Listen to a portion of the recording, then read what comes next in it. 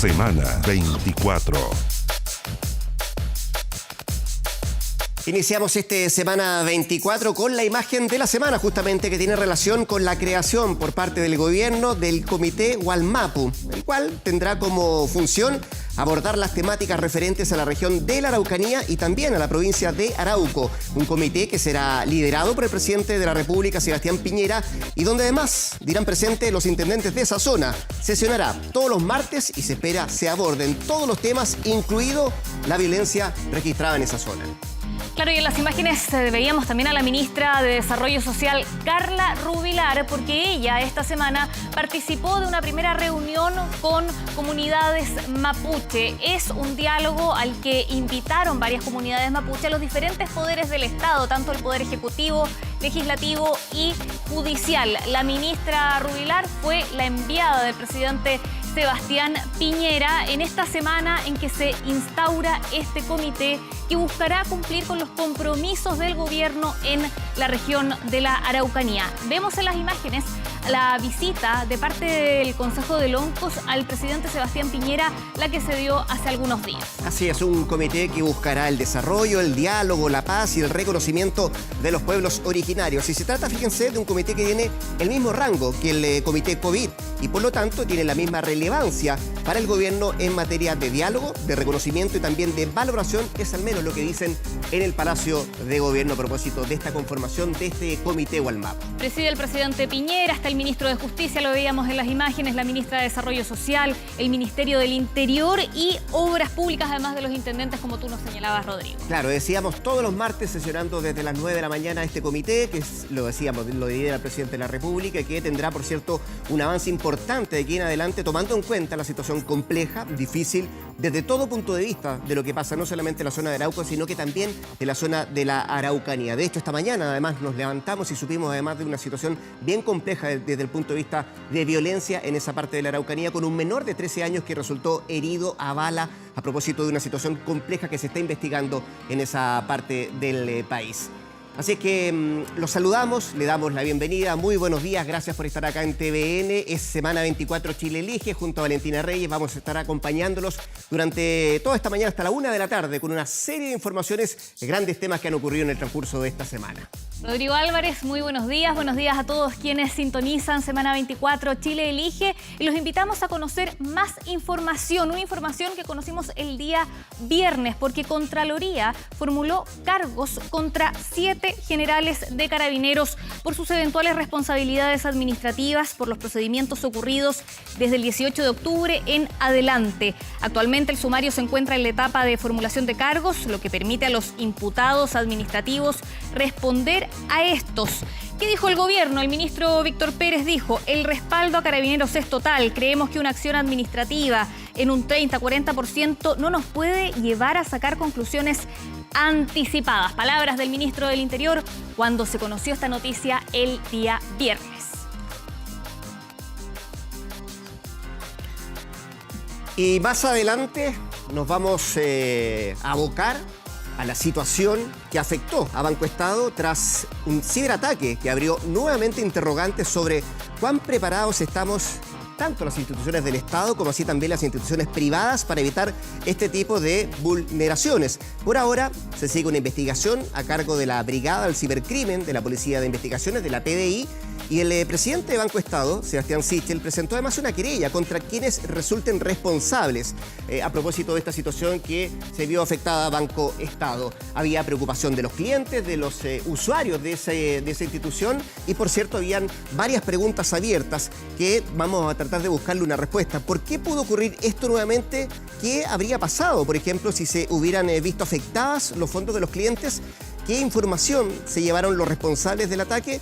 Lo vamos a conversar en un rato más con el ex subsecretario de Telecomunicaciones, Pedro Huichalaf, a raíz de todas estas situaciones que se están generando y que se generaron, por cierto, en Banco Estado. Hay además proyectos de ley que se están generando en el Congreso a raíz de medidas de seguridad para hacer frente a estos ataques. Hoy día además venía una información en la prensa respecto a que este tipo de casos de ataques cibernéticos ha afectado a varias empresas y en los últimos 2 años ha aumentado un 43% este tipo de situaciones. Así que llama la atención no solamente que esto se esté generando ya y se esté dando de una manera mucho más seguida, sino que además hay que tomar cartas en el asunto. Hay un equipo que trabaja con el gobierno, pero también las propias instituciones privadas y así también las instituciones del Estado tienen que estar pendientes de esta situación, no solamente para hacer frente, sino que también para tratar de evitar este tipo de situaciones que afectan no solamente, como decíamos, a las privadas, a las instituciones privadas, en este caso los bancos, sino que también podría ocurrir con instituciones del Estado.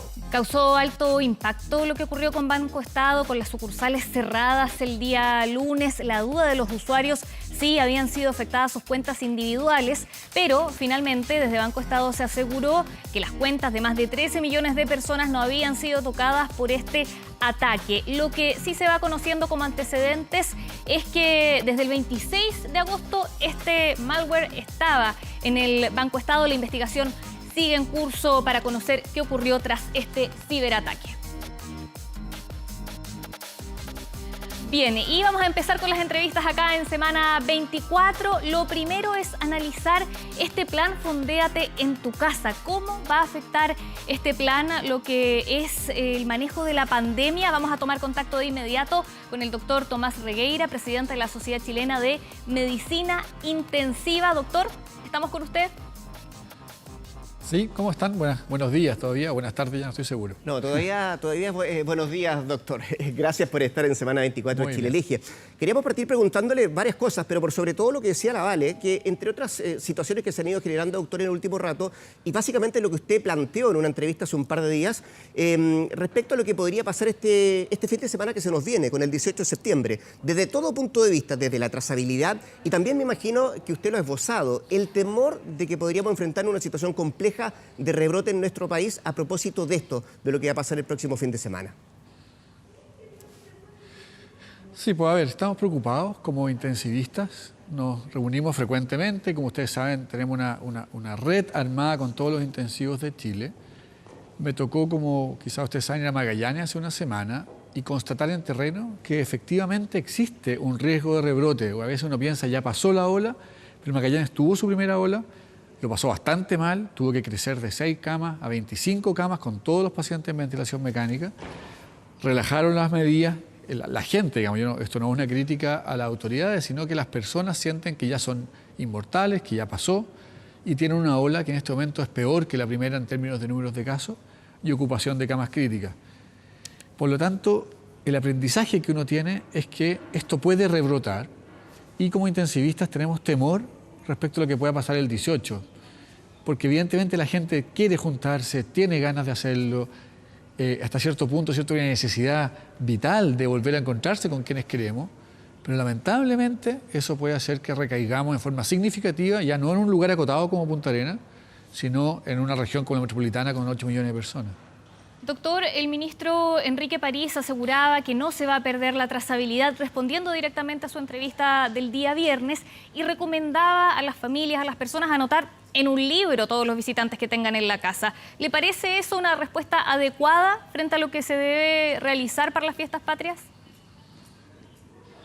Sí, a ver, nosotros tenemos una excelente relación con el ministerio. Si más que mal, nosotros trabajamos en los pacientes críticos y el 80% de las camas son públicas. O sea, somos uno con el ministerio y tenemos esto no es una crítica al MinSal, lo que hay acá es un llamado a la población a entender que el riesgo de rebrote existe, que nuestras camas, para que nos entiendan súper bien, nosotros teníamos 900 camas antes de la pandemia de cuidados intensivos. Ahora tenemos acostados en cuidados intensivos 1.800 y tantos pacientes, o sea, el doble de los que habían antes de la pandemia, antes de las camas de antes de la pandemia. Por ejemplo, aquí mismo, en Clínica Las Condes, donde yo trabajo, tengo pacientes todavía acostados en intensivo pediátrico porque tengo mis intensivos adultos llenos. Entonces, ¿qué pasa si hay un rebrote? Y yo tengo la impresión, no yo, digamos, como intensivista, que la gente está con muchas ganas de juntarse, de aprovechar este 18, y el llamado que estamos haciendo es muy sencillo, digamos, actúe con sentido común. No tenemos camas suficientes eventualmente, nuestro personal está muy agotado, lo cual nos impide abrir más camas eventualmente, incluso hemos tenido que bajar de 2.400 que teníamos a unas pocas menos por personal que está cansado y con licencia. Por lo tanto, no es una crítica al gobierno, todo lo contrario, sino más bien es un llamado al sentido común de la población a que entienda que no es el tiempo de reunirse a celebrar ni a hacer fiestas. Eso entiendo, doctor, porque es imposible el cuidarse socialmente desde el punto de vista dentro de una casa, pero quería llevarlo justamente a lo que usted decía. Bueno, hemos visto, y usted me imagino maneja los datos respecto a lo que significa la ocupación de camas intensivas o de unidades de pacientes críticos. Ha habido un aumento en varias regiones, 5 si no me equivoco son las que están más complejas, pero el mismo día viernes el ministro de Salud, Enrique París, daba cuenta además de un gráfico, doctor, y que me gustaría que me lo aclarara, que efectivamente existe una ocupación masiva o mayor respecto a otros meses de las unidades de pacientes críticos, pero que estaba dada no solamente por pacientes COVID, sino que además habían otros pacientes de otras patologías que estaban ocupando esas camas. Sí, eso es muy importante, qué bueno que me lo preguntes. A ver, en este momento la ocupación de camas críticas por pacientes COVID es no más del 25-30% el promedio en Chile. Pero a pesar de eso, la ocupación de camas críticas es de un 80% de las 2.000 y tantas camas. O sea, hay 1.800 pacientes, para hacerlo más fácil, hay 1.800 pacientes acostados, de los cuales alrededor de 500, 700 son COVID. Todo el resto son pacientes que volvieron a aparecer al bajar las medidas, ¿cierto? Que el paso a paso que va muy ordenado, pero aparecieron las cirugías complejas, aparecieron los traumas, aparecieron las enfermedades descompensadas, que estaban muy descompensadas, y por lo tanto, efectivamente, las unidades no están llenas con COVID, lo cual también pone un signo de alarma, digamos. Se puede mirar de las dos formas. El vaso medio vacío es que tenemos menos COVID, perdón, medio lleno, pero el vaso medio vacío es que no tenemos camas, digamos. Tenemos muy pocas camas por ofrecer en caso de que el porcentaje de pacientes COVID vuelva a aumentar producto del aumento de casos por la celebración de las fiestas que tenemos la próxima semana, digamos. Sí, doctor, y profundizar un poco en las regiones, porque la región metropolitana ha bajado la tensión respecto al COVID, pero, por ejemplo, en Magallanes se está trasladando pacientes. Entonces, ¿cuál es la evaluación de la Sociedad Chilena de Medicina Intensiva de la ocupación de camas en regiones? ¿Cómo va eso y cómo podemos reaccionar si existe un rebrote, sobre todo después de las fiestas patrias? ¿Se están preparando los equipos en ese sentido? Yo creo que es súper interesante analizarlo caso a caso, ¿no es cierto? Y es un poco extenso, pero hay regiones, por ejemplo, en el norte sobre todo, la segunda región, Iquique también, Arica, sobre todo la segunda región, Antofagasta, Calama, y también la cuarta región, Coquimbo, La Serena, que han mantenido ocupaciones sobre el 85% todo el tiempo. Toda esa zona, sobre todo la segunda región, hay que sacarles el sombrero porque no han tenido una y otra ola, se han mantenido llenos, lo cual es evidentemente muy cansador para los equipos de trabajo y con camas, evidentemente, insisto, aumentadas, no con el trabajo normal, sino que duplicados en su trabajo. Después, si uno va avanzando hacia el sur, la sexta región está bastante llena, alrededor del 85%, le tocó recibir muchos pacientes de Santiago y después tener su brote propio y está también bastante complejo en el sentido que están alrededor del 86% de ocupación, pero todas las comunas que voy mencionando están en cuarentena por lo mismo, digamos. La quinta región también está alrededor del 85% y las regiones que más preocupan ahora sin duda son la octava región, Biobío, que tiene un aumento de casos progresivo, que está en cuarentena también y que no tiene permiso para hacer nada en fiestas patrias, por supuesto, pero están con capacidad aumentada y con aumento progresivo de ocupación, digamos. Y como tú bien dijiste, Magallanes, que está sufriendo su segunda ola, que nos muestra que es posible recaer y que es una realidad recaer y hay que hacerse cargo de eso, y que evidentemente están llenos, con un perfil un poco distinto, y esto es interesante de comentar, le hemos aprendido la mano un poquito al virus, las personas consultan un poco más precozmente, y ya no hay tantos pacientes tan graves en ventilación mecánica, sino que las unidades empiezan a saturarse con pacientes con menos graves, o con métodos de tratamiento menos invasivos. Y eso también lo aprendimos de Magallanes, que tenemos que alinear a los hospitales para tener unidades de intermedio y de menor complejidad para recibir posibles rebrotes, digamos. Es una dinámica más interna de los hospitales, pero que hemos ido aprendiendo esta semana, digamos. Doctor Regueira, deje quedarme con eso porque me interesa mucho lo de Magallanes. Entiendo usted también estuvo en la zona, conoció in situ, se enteró, palpó lo que está pasando ahí en Magallanes. Y quería preguntarle algo que usted esbozó en la respuesta que le entregaba hace poco rato a Valentina. O sea, lo que pasó en Magallanes puede repetirse en el resto del país. Y mi pregunta es, ¿puede repetirse de la misma forma? Es decir, que tengamos una segunda ola y que esta segunda ola sea mucho más intensa de la primera, porque en Magallanes eso es lo que está pasando ahora, ¿no? Claro, yo no quiero tener el rol de ser la sociedad científica catastrofista de lo que pueda pasar, digamos. Lo que queremos decir nosotros como intensivistas es, el virus sigue circulando.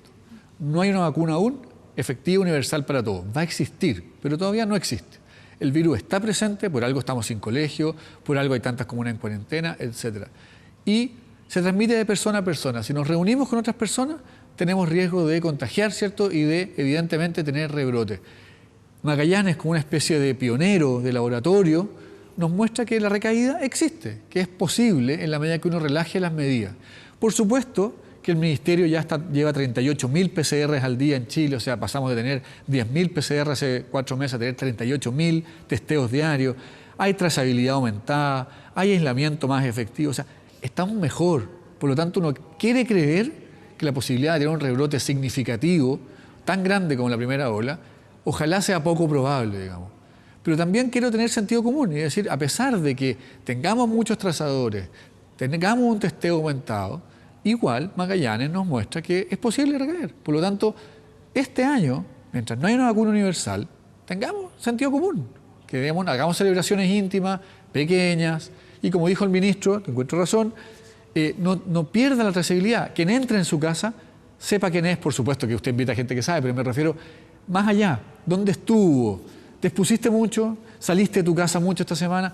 Tratemos de ordenar, digamos, pero idealmente no nos reunamos. Mantengamos el sentido común, insisto, y mantengamos la familia íntima para la celebración. Sí, doctor, también usted mencionaba otro punto importante, los equipos médicos. ¿Cómo es el estado de los equipos médicos, el estado emocional, laboral? Yo leía en la prensa que estaban pidiendo no tomar vacaciones, por ejemplo, para las últimas semanas de septiembre o primeras de octubre, debido a esta posibilidad que existe de un rebrote.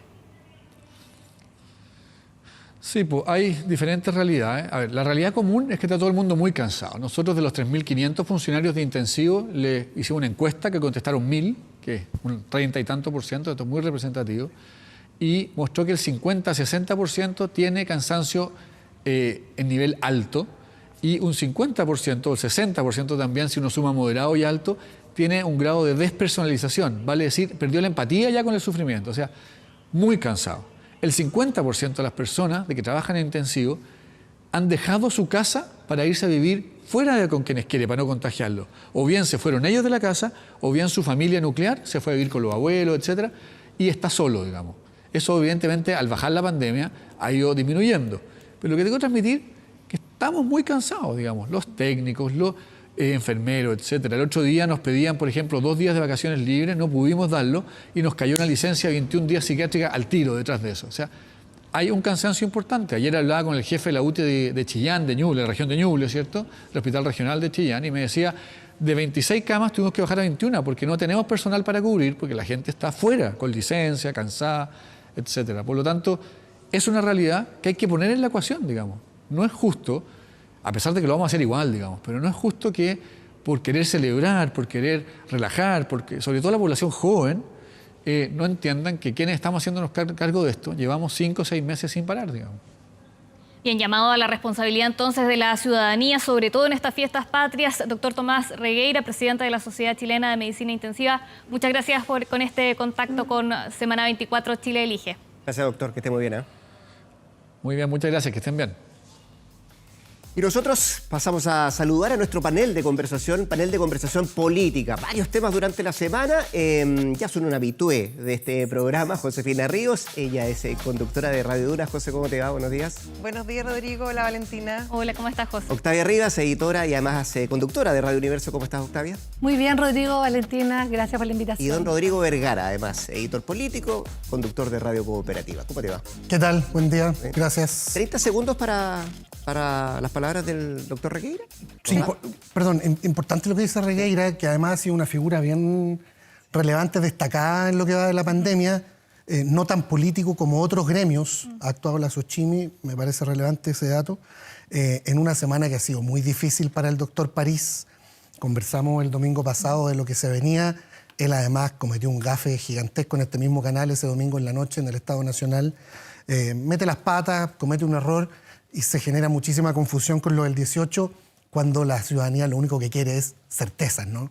Certidumbre. Y la ha tenido difícil para ella estos días, cuando además la meseta todavía sigue muy alta, ¿eh? Muy alta, siempre en torno a los 1.500, 2.000 casos. De hecho, ayer, no bajamos de ahí. 2.135, Octavia, que no teníamos hace mucho rato. Exactamente, un aumento importante del último mes con respecto al rebrote, que muchos académicos ya se atreven a decir qué es lo que va a ocurrir. Dos claves de lo que dice el doctor Regueira a propósito de las sociedades intensivistas. Ojo, ellos son los que lo van a recibir en la UCI. Nosotros, dice, estamos cansados. No es justo que por ir a un asado, nosotros tengamos que duplicar nuestro horario de trabajo. Planteaba que alguien pidió 2 días de vacaciones y no se los dieron, recibir una licencia psiquiátrica. Ese llamado que él hace también a tener, ojo que asado familiar igual rebrote, ese punto es importante. Es duro decirlo, es difícil entenderlo. ¿A cuánto? A una semana del 18. Pero esa alerta que están diciendo ellos que da el sentido común. Bueno, Regueira ha dado muchas entrevistas durante esta semana. A nosotros el viernes nos decía en la radio también, tenga sentido común, quédese en casa.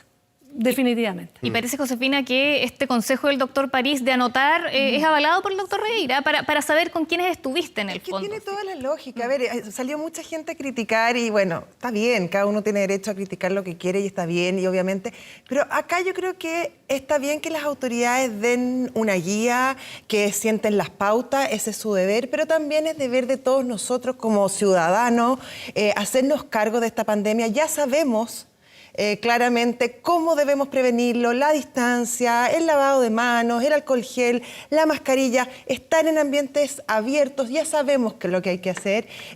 Nuevamente el llamado al sentido común del doctor Regueira es sumamente importante y hacernos responsables como ciudadanos que somos de que si no nos ponemos las pilas, esto no va a tener mucho más solución. Por supuesto. Ya, entremos a lo que pasó la semana en materia política por varias cosas. Por sobre todo, miremos lo que está pasando, porque hace 2 semanas vimos lo que pasaba a nivel del oficialismo respecto a nombres que se están instalando como presidenciables.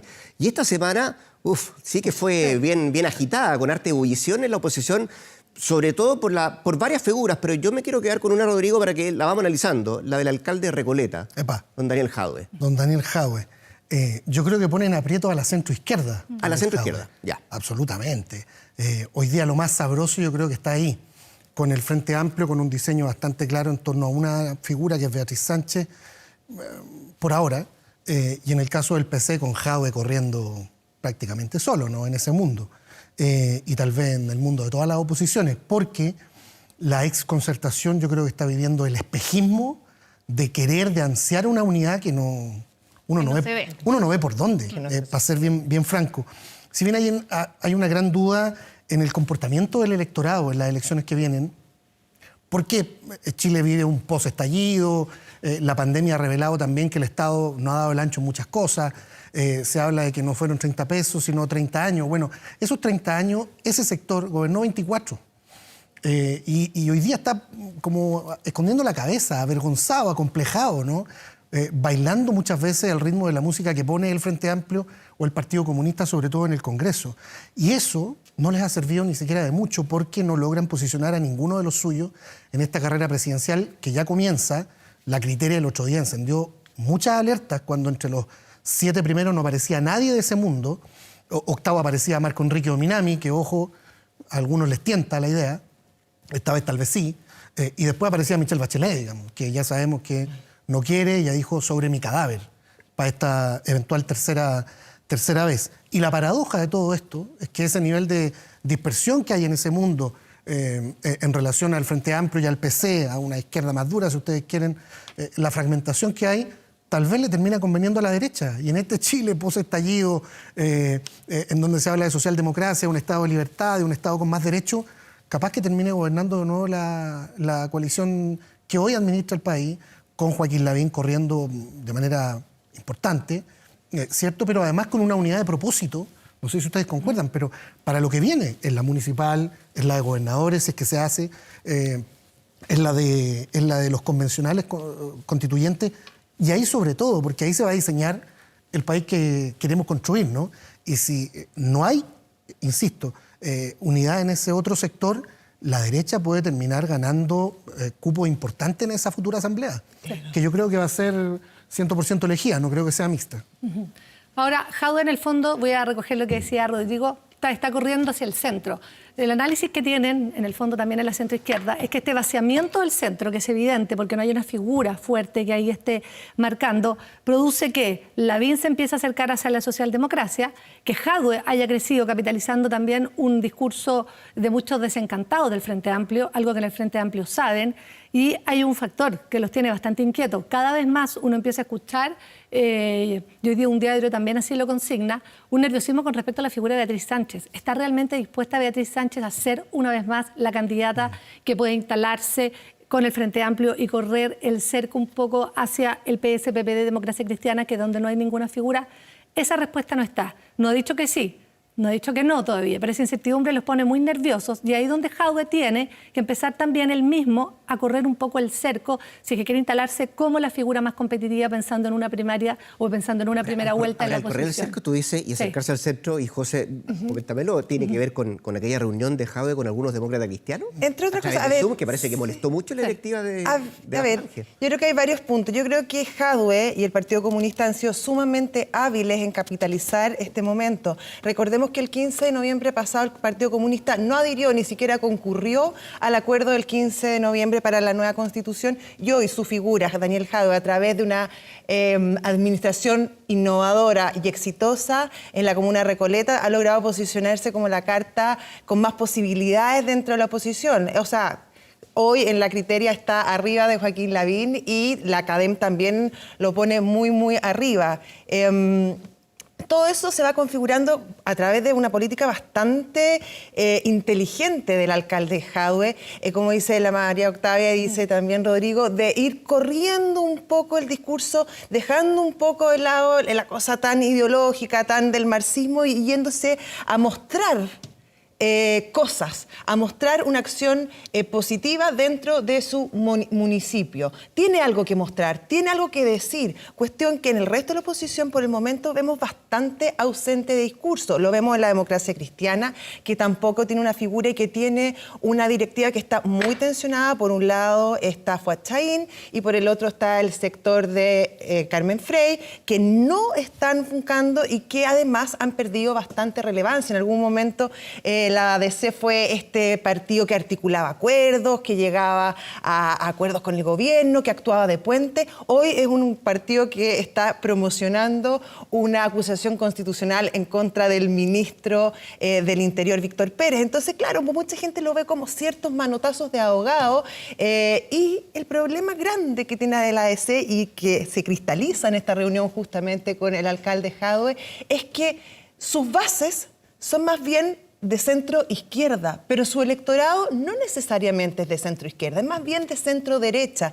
Y en ese ámbito se le ha metido mucho Joaquín Lavín y también el hoy ministro y antes presidente de Renovación Nacional, Mario Desbordes, que lograron calar en una fibra de centro de temas que son muy propios de la democracia cristiana. Jadwe tiende puentes hacia la democracia cristiana con estos exautoridades, no es la directiva, no son las figuras más relevantes, pero ¿cómo están los puentes de Daniel Jadwe hacia el Frente Amplio, donde ahí también la relación es tensa? Es lo que más tensiona al Frente Amplio hoy día. Es muy tensa. La cuña, como decimos los periodistas, la frase Boric a favor de Jadwe, tú podrás interpretar si está a favor o en contra, pero en el fondo hablamos con él en la radio el día miércoles y él dijo que él esperaba que hubiese primaria, pero que no tendría ningún problema en votar por Daniel, dijo. Y eso generó de inmediato un nerviosismo gigantesco, porque en el PC saben que sin el Frente Amplio pierde mucha vitalidad una posible campaña de Jadwe. Y en el caso del Frente Amplio quieren tener una figura propia, pero ya es muy tarde para que Beatriz lo haga. Y solo te cierro con un dato. Yo preguntaba cuál era el hito, porque si comparamos con la entrevista de Lavín de hace 3 semanas, ¿te acuerdas cuando corrió, cuando dijo que era socialdemócrata ese mismo domingo? Y tú leías la entrevista y habían definiciones de él que empezaban a avanzar hacia el centro de verdad, con definiciones con respecto al Estado subsidiario, con respecto a la educación. Pregunté si es que venía algo parecido con Jadwe. Me dijeron, ojo con esta plataforma de asociación de municipios constituyentes, que antes del plebiscito probablemente ocurra un acto donde se marque ese hito político, en que escuchemos a un Jadwe, como dice la José, con un discurso donde tú vas a decir, de verdad corrió el cerco. Con esa señal, él de verdad se puede empezar a pensar en instalarse de manera más competitiva en la centroizquierda. Habrá que escuchar ese discurso. Sí, por supuesto. Hasta ahora, digámoslo con todas sus letras, no ha sido muy unitario el discurso de Daniel Jadwe hacia la centroizquierda. Tal vez con más guiño al Frente Amplio por razones lógicas de ubicación en el espectro Dice que político. existe un anticomunismo. Sí, porque, pero además les enrostra ser socialdemócratas neoliberales, lo que indigna en el PS, en el mundo del PPD, a la DC, la trata mal también.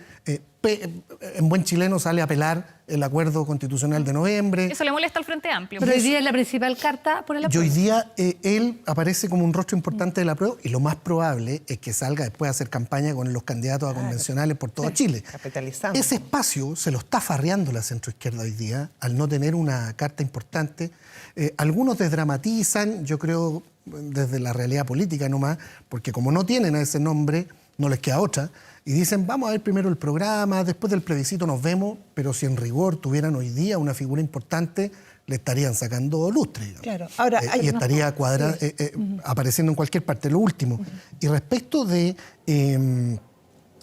lo que ha pasado en la centroizquierda, no logra posicionar a su gente, pero no lo logra hacer también porque no son candidatos muy, ¿cómo decirlo?, novedosos, si ustedes quieren. Una tesis ahí. Me parece que son los mismos nombres que estamos escuchando hace más de 20 años en la política chilena. En el PS, algunos quieren a Montes y él no le gusta la idea. En el PPD aparece Heraldo Muñoz corriendo con cierta ventaja. De hecho, Lizalde lo invitó el otro día a la romería Allende en la Plaza de la Constitución.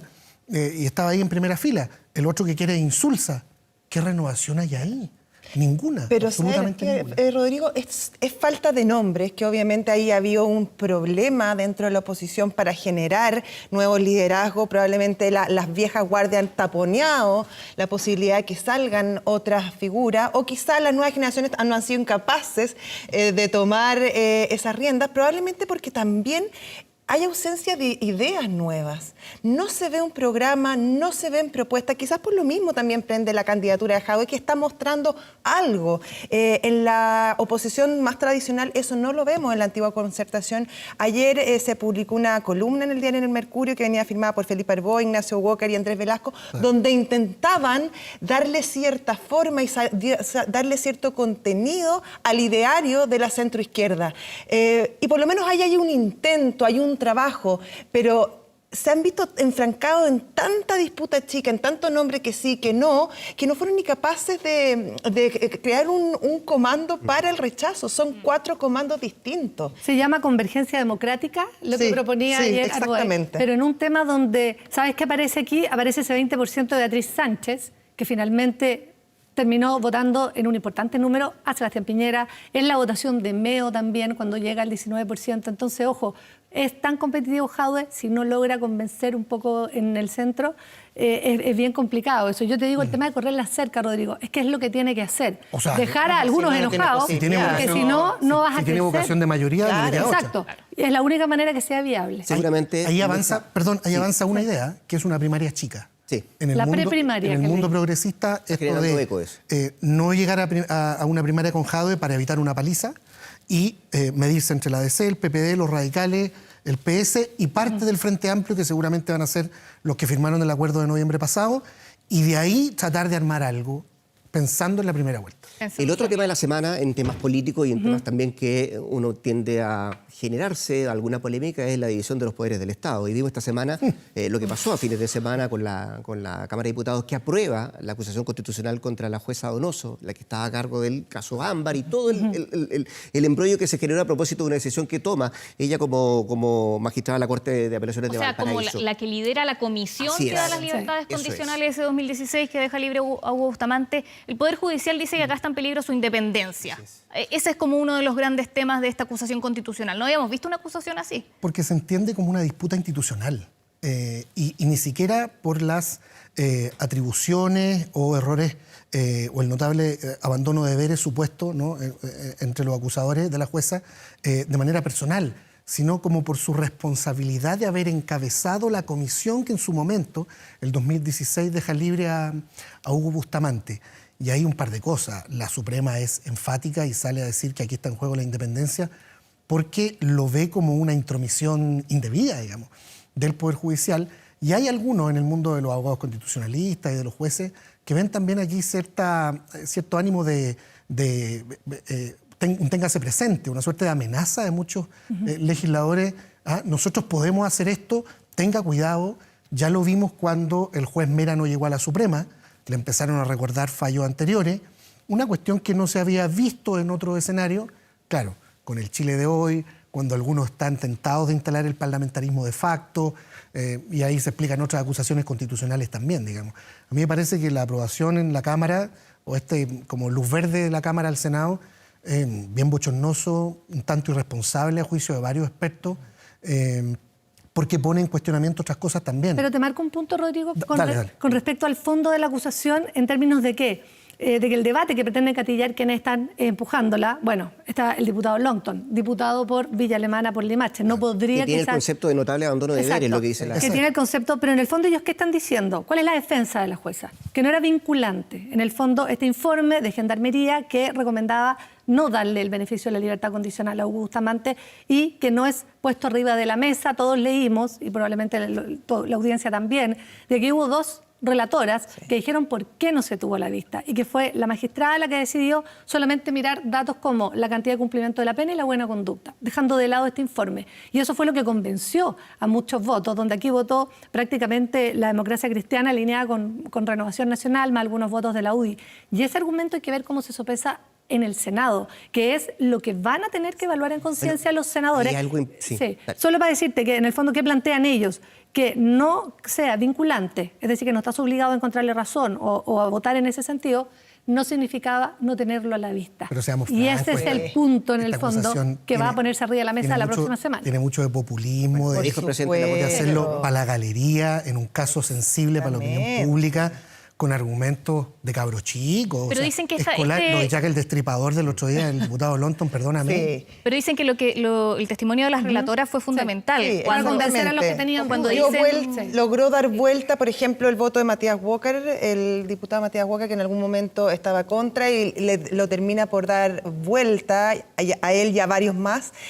Ahora, yo estoy de acuerdo con Rodrigo en el sentido de que si bien este es un argumento que pesó y que le dio cierta viabilidad a la acusación, porque antes de eso convengamos que había pocaso para echar No estaban ni los mano titulares. en este juicio. Bueno, la comisión de hecho recomendó rechazarlo. Exactamente. Al final hay cierto aprovechamiento político que en el caso de Longton uno lo puede entender porque él es diputado por la zona, viene de una familia que han sido alcaldes, diputados, muy ligados a la zona y responder al miedo que siempre existió en esa comunidad, porque recordemos que la comunidad de Villa Alemana siempre estuvo en contra de que le dieran la libertad condicional a Hugo Bustamante. Siempre hubo mucho miedo y desde un comienzo, desde que antes de que pasara el lamentable asesinato de Ámbar Cornejo, la población de esa comunidad siempre estuvo muy en contra. Entonces, claro, responde a eso. Pero no hay mucho más allá. Y lo complicado es justamente eso, que finalmente por revanchismos políticos o por hacer un punto, estás invocando una acusación constitucional que apunta a otra cosa, a un notable abandono de deberes. Acá puede que no te haya gustado el fallo, a muchos le puede haber molestado, puede haber sido incluso contraproducente, pero es un fallo que se hace según criterios de justicia. Y ahí la independencia de los poderes del Estado es sumamente importante. No es primera vez que esto pasa, pasó a fines del año pasado cuando acusan constitucionalmente a 3 jueces por una sentencia de derechos humanos. Y eso se cae. Entonces, claro, pero... Es que ahí el Senado va a tener que elegir o da una señal en términos de no seguir con estas confrontaciones entre los poderes del Estado, porque políticamente hubo muchas conversaciones después de que se aprobó en la Cámara contrarreloj, obviamente, para que esto no llegue, porque también hemos visto en otras votaciones cuánto pesa la opinión de la ciudadanía, cuánto pesan las redes, lo complicado que está el Frente Amplio con el tema, por la presión que le hicieron sus grupos de interés, sobre todo en el mundo feminista, donde la jueza es muy respetada, y ahí se te cruzan. Esto en el fondo es el arte de hacer política. Bueno, van a tener que claro. decidir en votar en algo que, como tú dices, puede ser tildado de populista, pero también tienen que tener ojo con la señal que dan hacia otro poder Está del bien, Estado. pero hay que Entonces, va a tensionar mucho la política, Es la que manera ya en que esto está se resuelve. tensionada la Cuando se política. impulsa una cosa así, además, hay que tener en vista si es que esto va a servir de algo. Entonces, hay varias preguntas. ¿Se ataca el problema de fondo que dejó entrever el caso Ámbar con acusar a la jueza que años antes había puesto su firma en una libertad del culpable hoy día o del imputado hoy día? El problema de fondo, además, se tapa con una cuestión así, ¿quién hoy día se acuerda de lo que realmente pasó con este tipo? O con la vulnerabilidad a la que se veía expuesta la joven ahí en Vía Alemana. ¿No? Eso todos lo vimos, todos lo condenamos. No solo eso, la herramienta de la... Causó impacto, causó Sí, Rodrigo. hasta rabia. Además- y hoy día estamos acusando a la jueza que lo lideró hace 4 años. Además, la herramienta de la acusación constitucional, ya la verdad es que la falta de libreto de la... Es que es política. Es política. Pero por eso ya incluso el poder que tenía la instancia coercitiva, esta cosa más republicana se ha perdido. Ya son tantas las acusaciones constitucionales por tantos motivos que se ha perdido, siento de alguna manera también el factor republicano de usar esa herramienta tan importante y ya es como para castigar a la jueza porque no me gustó el ministro no sé cuánto. Pero hay dos en archivo. Está la de Jaime Mañalich y también... Sí, porque van a salir que después... La de Jaime Mañalich tiene plazo para hoy. Ya tiene los votos la de Víctor Pérez. En una La de de esas Jaime flumen. Mañalich hay que ver qué pasa. En una de esas Entonces, flumen. vamos a tener... Se abre la temporada presidencial. Oye, cuando estamos en medio de una pandemia y hay que legislar pero en un el montón de pero cosas en el bastante caso de los importantes. jueces, perdona, hay un tema muy sensible, que el nombramiento de muchos de los jueces, sus ascensos, digamos, a los máximos tribunales, pasan por el legislativo. Y se vienen varios. Entonces, En los se próximos vienen meses, muchos. se vienen varios. Entonces, ¿con qué pies de plomo van a empezar a fallar esos jueces pensando en que no le caíste mal a un parlamentario? Claro, que no le gustó tu Pero ahora también, sentencia. pero solo recojo lo que tú decías, Rodrigo, con respecto, Rodrigo Vergara, Rodrigo Álvarez, al tema de que se hace este escándalo y no estamos legislando sobre lo que importa. Estamos de acuerdo, aquí no hay un sistema carcelario que rehabilite, pero también estas cosas tan traumáticas en la sociedad sirven para limpiar la herida. Y ojalá que esa limpieza quirúrgica, porque realmente lo de Ámbar te demuestra el fracaso más absoluto de lo que es un sistema completo, rehabilitación, se tuvo o no se tuvo a la vista el informe, porque también es cuestionable decir, había que tenerlo a la vista. No sé si es materia de acusación constitucional, pero cuesta entender que no se haya tenido arriba de la mesa ese antecedente que ni siquiera y se demoraran menos de 3 minutos, decía la relatora, cuando normalmente eran 40. Ahora, la libertad condicional es un instrumento bastante bueno y que en general, y por eso la pena lo que está pasando también y que haya tenido esta falla tremenda, pero en general es un muy buen predictor. La gente que sale con libertad condicional delinque y reincide muchísimo menos que los otros. Bueno, por lo tanto, ahí también es una lástima lo que pasa y también hay que tener cuidado de cómo se legisla y cómo vamos a legislar y qué se va a ver. Porque también legislar sobre la marcha y en caliente, porque este caso fue un bochorno, no significa que la herramienta en sí es mala. Esto roza con el populismo penal. Lo comentamos en la radio una vez que salió esto del caso Ámbar, donde en redes sociales el trending topic creo que era reponer la pena de muerte. Entonces, cuidado, digamos. Desde el 90, acordémonos de la subsecretaria Carol Baum. desde el 90 para adelante, ojo, hay más presos, las penas son más duras, las policías tienen más atribuciones, es decir, lo que está fallando tal vez es otra cosa. Claro. Y no endurecer hasta... Tarea para el Senado. terminar Viene en lo que fuerte estamos. represión para Sí, el Senado. se haga cargo. 30 segundos, don Rodrigo, mirando lo que viene para adelante. Yo creo que hay que estar muy atento esta semana a lo de los independientes, pensando en la Asamblea o en los convencionales, en la constituyente que viene en abril. Hay muchos que están pidiendo cancha que no quieren tener que agachar el moño y ir como candidato en una lista de un partido u otro, y que quieren tener capacidad para poder inscribirse como lo que son, independientes, no neutros. ¿Ah?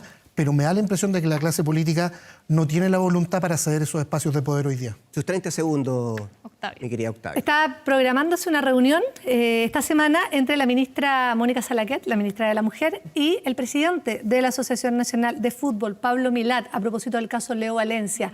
La ministra ha dicho reiteradamente que llama a los clubes a no contratar, dice, jugadores que tengan antecedentes, condenas previas de violencia intrafamiliar o de pensión alimenticia, temazo en términos de la libertad laboral.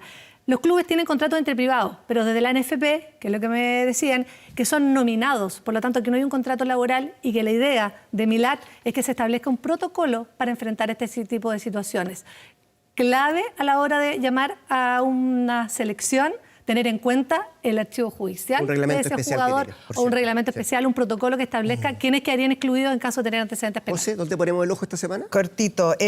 Dos nombres, Lazarus y Beagle Boys, son dos hackers norcoreanos sumamente sofisticados que estarían probablemente detrás del ciberataque al Banco Estado. A los que están interesados en el tema les recomiendo un artículo buenísimo del periodista Fernando Vega en DF+ hoy, donde explica muy bien la actuación y cómo se estaría mirando no solamente en Chile, sino que en Estados Unidos y en muchas otras partes la participación de estos dos grupos sofisticadísimos de hackers. En un ratito más nos vamos a abocar En ese la tema. Deep Primera Web, atención. funcionan todo en la Deep Nos Web, dejaste así planteado que... el tema. Temazo el de la ciberseguridad. Temazo, porque llegó para quedarse. Ese es el gran problema O probablemente de quizás seguridad estaba y que no- se nos viene. O faltaba No lo luz. estamos viendo. Josefina, Octavia, Rodrigo, gracias por estar acá en Semana 24 Chile. Muchas gracias. Muchas Hasta el gracias. próximo domingo. Buena Chao. semana. Buena semana.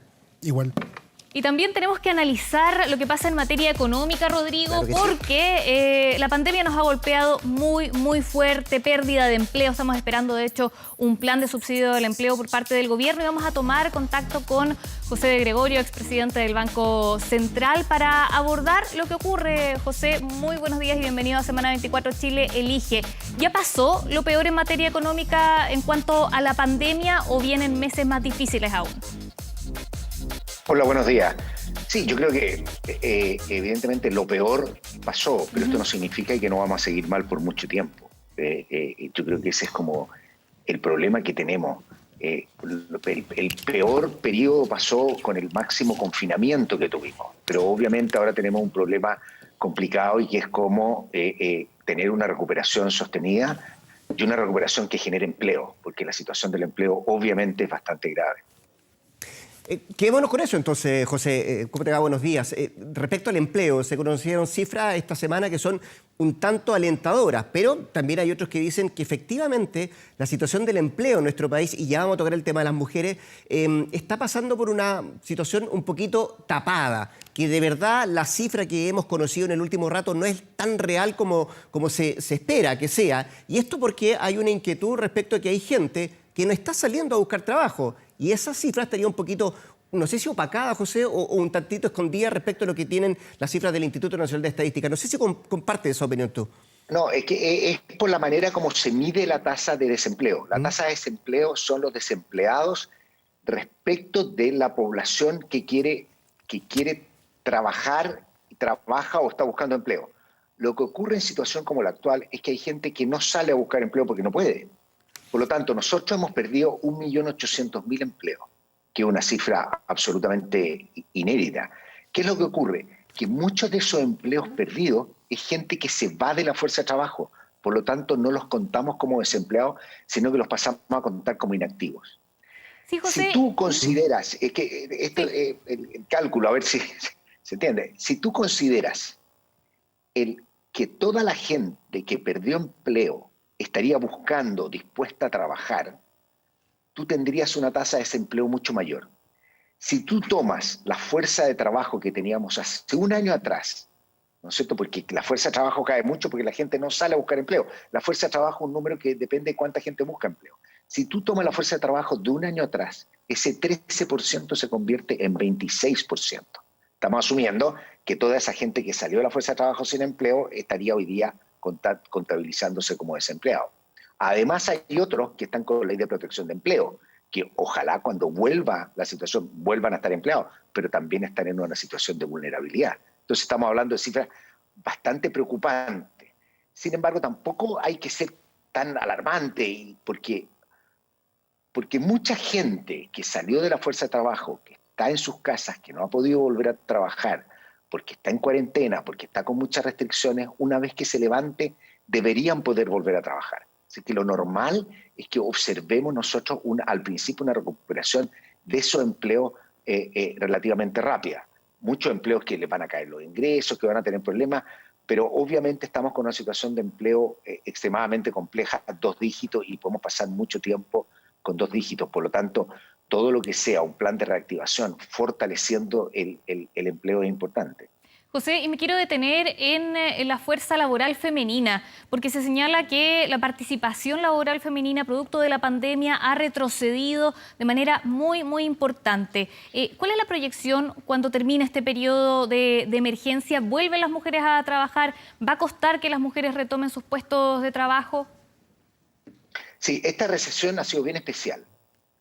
En las recesiones, lo normal que nosotros observamos en el mundo entero, ¿no es cierto? Y hay estudios recientes en Estados Unidos, en muchas partes, que ¿qué nos muestran? Las recesiones normalmente la parte más volátil es el empleo masculino. El empleo femenino es un poco más estable. Esta recesión es totalmente al revés. Es una recesión muy antiempleo femenino y tiene mucho que ver con que las mujeres han tenido que quedarse en las casas porque los niños no pueden ir a la escuela, ¿no es cierto? Lo cual le ha dificultado muchísimo el poder mantenerse empleadas. Por lo tanto, obviamente el tema del empleo femenino es particularmente grave. Ahora tú me dices, ¿van a poder volver a trabajar? Hay dos condiciones. Primero, que puedan volver a trabajar y que encuentren empleo. Que encuentren empleo es una cosa, podemos decir, que va a pasar con hombres y mujeres, pero que vuelvan a trabajar, por ejemplo, depende mucho de que se restablezcan las clases en la escuela y que puedan dejar a los niños mientras ellas van a trabajar. Entonces, eso obviamente es algo que tenemos que ver. Todavía no sabemos cuándo se reabren las escuelas, los liceos, ¿no es cierto? Y por eso, obviamente, hay bastante incertidumbre en cómo va a evolucionar esto. No solamente eso, sino que también, me imagino, José, la preocupación que debe tener el propio ministro de Hacienda, Ignacio Briones, de cómo se ve el presupuesto para el próximo año. Decía él dos claves: reactivación económica, sí o sí, y también la recuperación del empleo. Pero seguramente vamos a tener un déficit fiscal del Producto Interno Bruto cercano al 10%, ¿no? ¿Cómo se equiparan esas dos cosas? Este año vamos a tener cercano a un 10%, es normal y es entendible. El ideal es no tener déficit, pero lo que nosotros vamos a tener es un déficit porque se está aplicando, primero porque hay recesión y tenemos menos ingresos, pero también porque se están aplicando medidas importantes.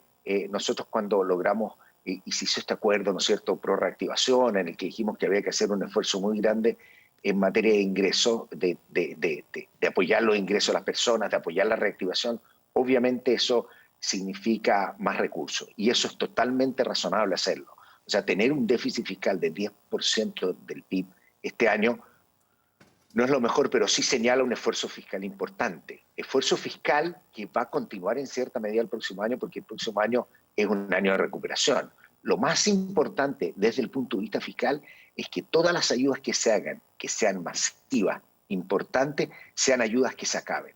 El gran problema que tenemos nosotros, que enfrentamos en la crisis financiera internacional hace 10 años atrás, y que enfrentamos y que se enfrenta en general, esto es una evidencia que hemos observado en todas las economías emergentes, es que se hacen planes fiscales muy audaces, pero no se retiran. Entonces muchos de esos programas nos dejan con una situación de fragilidad fiscal.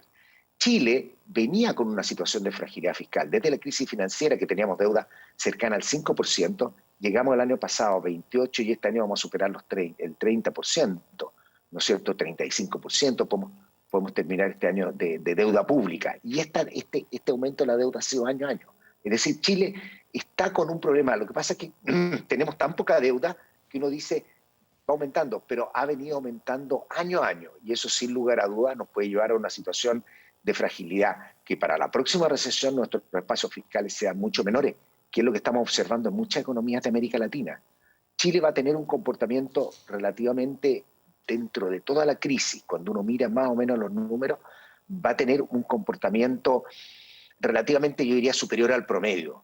¿Y por qué es eso? Porque hemos tenido espacio fiscal, porque hemos tenido una política monetaria bastante agresiva y muy bien orientada, y por otro lado también el retiro del 10% ha generado un impulso económico que le hizo al Banco Central disminuir la caída entre el informe de política monetaria anterior y el actual, disminuir a una caída cercana al 5 o 6%. Eso te quería preguntar, José. La encuesta de expectativas económicas muestra un poco eso respecto a lo que va a pasar con el crecimiento del país, que no va a caer tanto como se esperaba, sino que se modera un poco. O decirlo en buen chileno, vamos a tener un crecimiento no tan malo como se esperaba. ¿Y tú de verdad le das harta importancia a lo que significó el retiro del 10% de los fondos previsionales? Sí, pero, o sea, espérate, el retiro del 10%, más allá de lo que uno opine como política, porque eso va a significar menos pensiones, porque los fondos de pensiones no son para estar sacándolo en cualquier momento, porque yo fui muy crítico y soy muy crítico de que se haya hecho libre de impuestos, porque es extremadamente regresivo y al final a todo el mundo le convenía sacar porque le estaban regalando una reducción de impuestos a la gente de ingresos altos. Pero eso no quita que tiene un impacto. Son aproximadamente 6 puntos del PIB. Entonces, es 6 puntos del PIB más que se inyectan a la economía. Es cierto, parte de esos 6 puntos van a mayor ahorro o a disminución, pago de deuda. Otra parte va a gasto, alguna parte va a gasto bien importado. Y todo discute mucho. Pero cuando nosotros miramos los multiplicadores del gasto, que es una cosa que miramos los economistas desde el tiempo de Keynes, ¿no es cierto?, uno si le está poniendo, digamos, 3 puntos más de demanda al PIB. Eso además tiene un efecto multiplicador. Hay mucha incertidumbre cuanto a esto.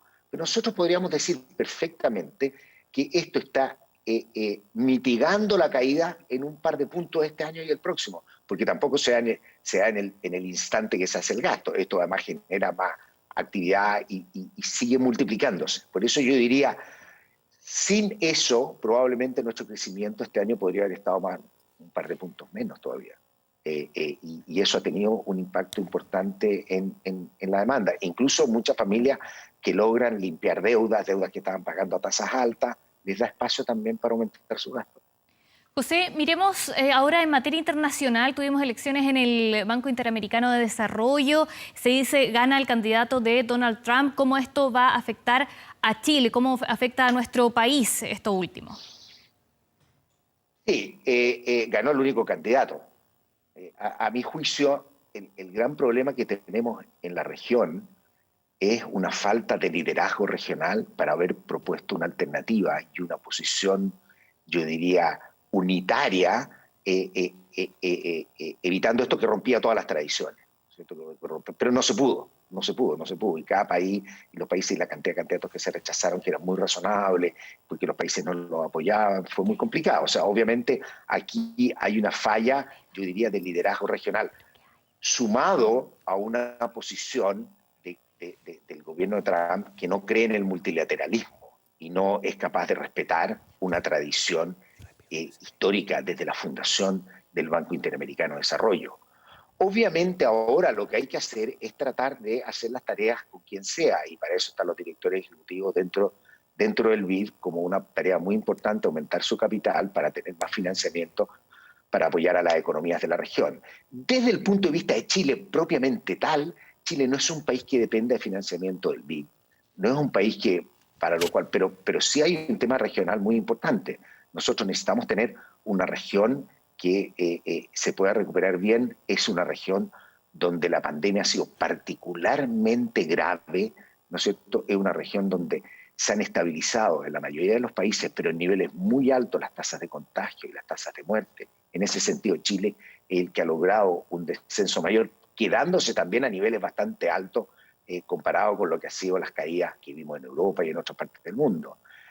Con todo eso, obviamente, eso va a tener un impacto económico muy grande en toda la región y para la salida también se va a necesitar financiamiento. Y eso requiere también un aumento de capital del PIB para tener más capacidad de apoyar a las economías de la región.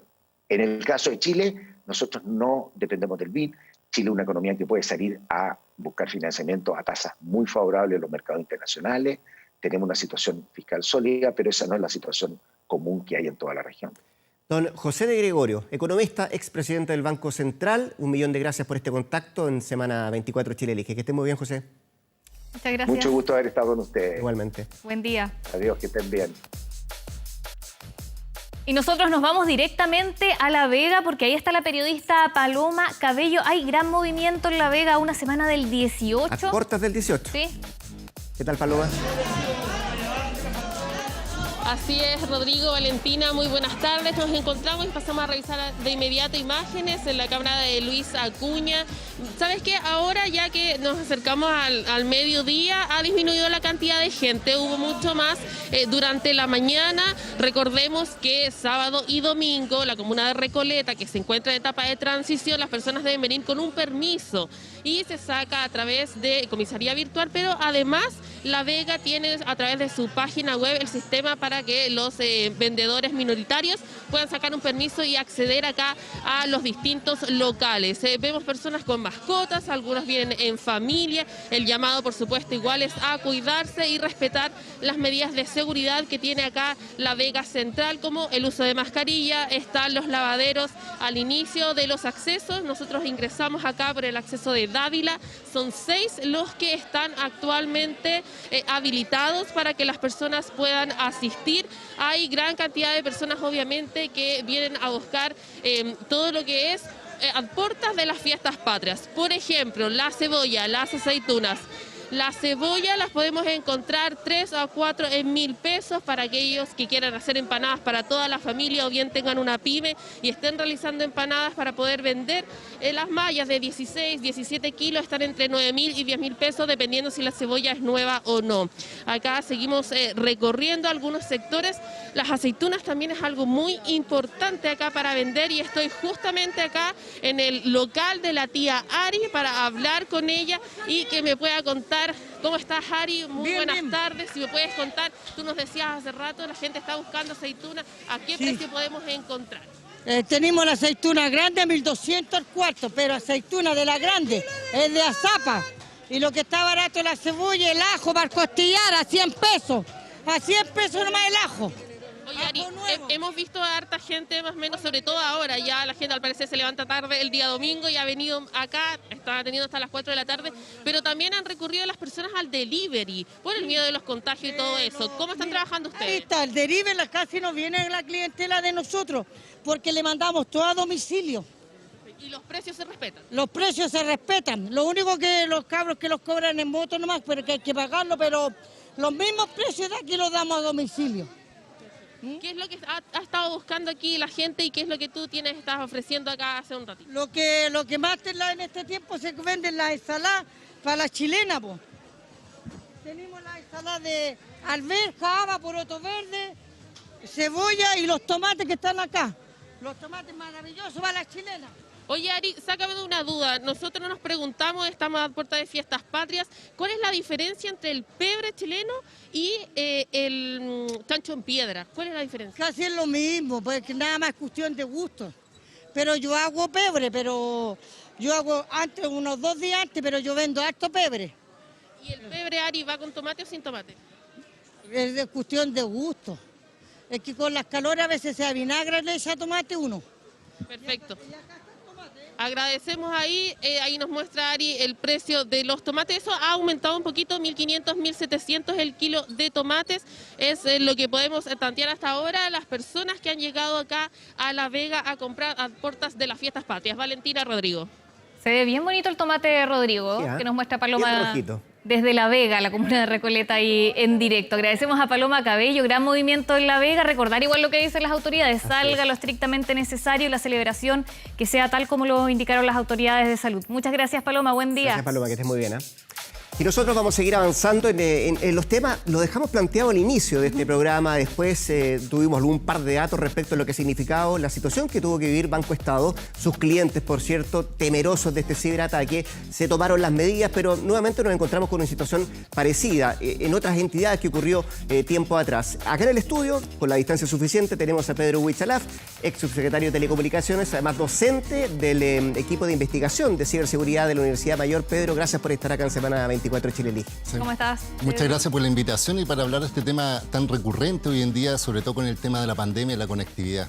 Eso de recurrente me llama la atención porque veía hoy día en la mañana en un diario que decían que efectivamente entre el 2018 y el 2019 aumentó este tipo de ataque en un 43%. Sí. Yo me acordaba de los casos que vimos en Consorcio, Banco de Chile y ahora le tocó a Banco Estado, una entidad importante para este país. ¿Estamos viendo esto más de cerca? ¿Se está haciendo más recurrente esto? Sí, mira, hay que pensar que este es un fenómeno mundial. Efectivamente, hay bandas criminales de personas que son expertos en tecnología y que buscan vulnerabilidad, sobre todo de distintos tipos de información. Algunos atacan datos, otros atacan obtener dinero en efectivo y otros inutilizar sistemas. Y este es el caso, por ejemplo, del Banco Estado, donde en definitiva no es que se haya atacado las cuentas corrientes de los usuarios, en este caso, sino que se afectó a los sistemas operativos internos y toda la información propia de la empresa, que hizo como efecto, y lo hemos visto, que tuvieron que tener un plan de contingencia, cerrar físicamente tiendas o en este caso sucursales, pensando que el Banco de Estado es el banco más grande del país, que tiene mayor cantidad, y por tanto es preocupante desde el punto de vista de que ya estamos viendo los efectos de la globalización en forma más concreta, pero por otro lado, por eso yo decía, no hay que minimizar este tipo de eventos, porque entendemos que la ciberseguridad no hay una entidad que pueda asegurar el 100%, pero cuando uno establece medidas de sistema de gestión de seguridad de la información, establece los riesgos y establece los procedimientos, tiene que buscar la mejor forma de evitar este tipo de intrusión, de que se entrometan, por decirlo así, y efectivamente tener las medidas adecuadas para tener o minimizar los efectos. Pedro, ¿y esto funcionó en el Banco Estado? Porque dicen que desde el 26 ya estaba este malware en el sistema, el 5 de septiembre lo localizaron, sí. Se actuó rápidamente. ¿Cómo evalúas la reacción del Banco Estado frente a lo que ocurrió? Igual fue una semana difícil para los usuarios que necesitan ir presencialmente a las sucursales. Y de las entidades del gobierno también que trabajan en esto. Mira, yo tengo una visión mixta, porque por un lado tenemos la opinión que tiene el presidente del banco, donde dice que esto fue muy rápido, que fue contenido. Yo siento que tampoco tenemos que llegar al extremo que esto fue catastrófico. Ya. Pero efectivamente hoy día tenemos una situación donde incluso se aprovecharon la vulnerabilidad de un sistema operativo masivo en estas instalaciones, se contrató incluso a funcionarios, a empresas de este sistema operativo, pero ni siquiera han podido determinar, por ejemplo, o desempacar en este caso el bimario, por tanto, solo han hecho medidas de contingencia. Eso significa, imagínense que llega a un computador y se afectan 13.000 computadores y más de 4.000 servidores. Entonces, uno puede decir que en teoría la reacción podría haber sido adecuada en el sentido de la información, pero el efecto ha sido cuantioso. Pedro, un segundito. Tenemos que ir hacia el Te Deum evangélico porque está hablando el ministro del Interior, Víctor Pérez, así que tomamos contacto con la comuna de Las Condes. Escuchemos. Verificador, esperanzador, que lo importante es la unidad de los chilenos, lo importante es tener fe y esperanza y alejarnos de la división y de la destrucción. Creo que la división de los chilenos, el espíritu destructivo, lo único que trae es más pobreza y más dificultades, y por lo tanto creo que acogemos el llamado a los pastores para trabajar fuertemente por la unidad, por la esperanza en el futuro, por trabajar por el progreso, el desarrollo e incorporar en la integración social de todos los chilenos. Creo que ese es el mensaje que recibimos y que por lo tanto acogemos en toda su magnitud. Ministro, preguntarle en otro tema respecto a lo que sucedió ayer en la Araucanía, si tiene más información sobre este niño de 13 años que recibió un disparo, ¿tiene más información y qué acciones podrían tomar ustedes? Pero efectivamente es un hecho verdaderamente lamentable que muestra cómo la violencia afecta a familias, a niñas, como Montserrat, y a este niño, este joven de 13 años. Por lo tanto, el llamado reiterado que hace el gobierno es mantener la paz y la tranquilidad, aislar a los grupos violentos, aislar a quienes usan las armas como modo de expresión política y sobre todo respaldar la acción de las policías que están investigando estos hechos para llevar a los responsables ante los tribunales y que puedan ser sancionados. La Araucanía, la provincia de Arauco y otros lugares han vivido demasiados hechos de terror y por lo tanto el gobierno reitera su voluntad estricta de enfrentarlo. Y ahí, por ejemplo, tenemos la desarticulación de un grupo armado en la comuna de Cañete el viernes recién pasado con un alto poder de fuego.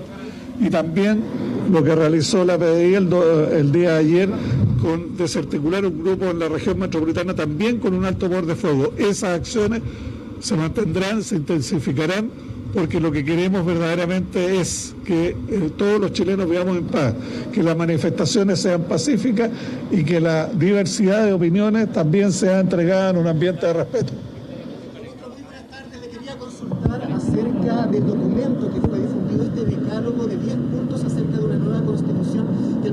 les habría hecho llegar a todos los ministros. Se ha planteado que la nueva Constitución debe partir de una hoja en blanco. El gobierno pretende que en base a estos 10 puntos se inicie la discusión constitucional y que estos 10 puntos sean los respetados allí. Yo creo que lo importante es aquí que todos los chilenos hagamos un debate sobre los temas institucionales, sobre los temas constitucionales.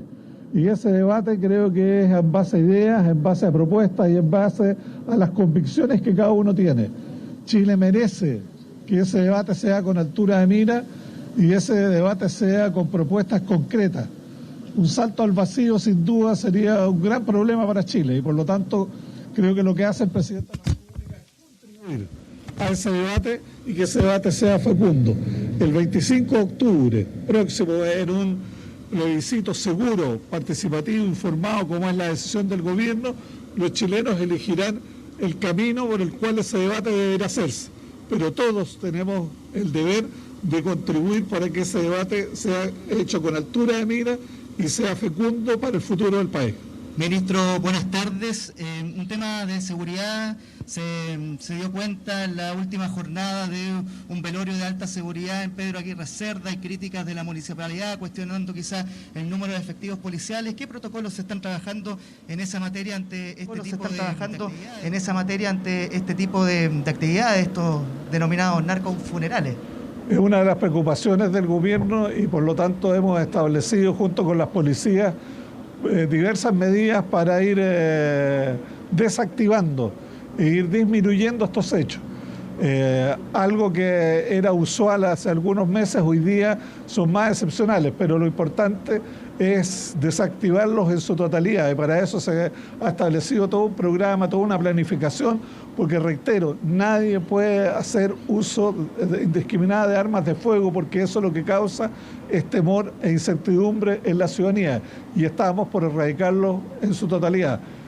Han disminuido algunas expresiones en esa naturaleza, pero no vamos a estar satisfechos hasta que se erradique completamente en la región metropolitana y en cualquier parte del país.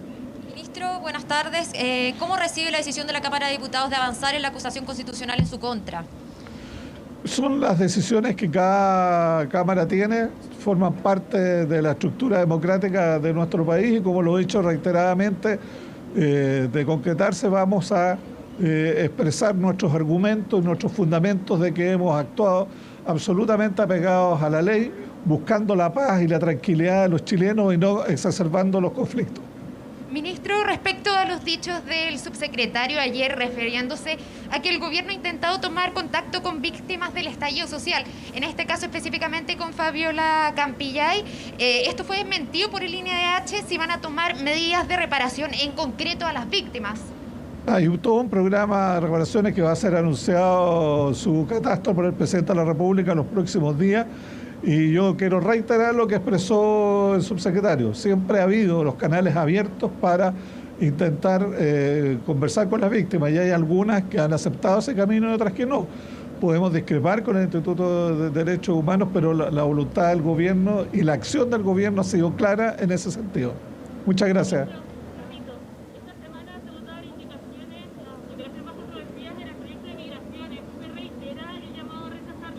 Absolutamente, creemos que la ley de migración que requiere nuestro país es una ley moderna, una ley ágil, una ley que permita el ingreso de los extranjeros, pero de una manera ordenada, de una manera responsable.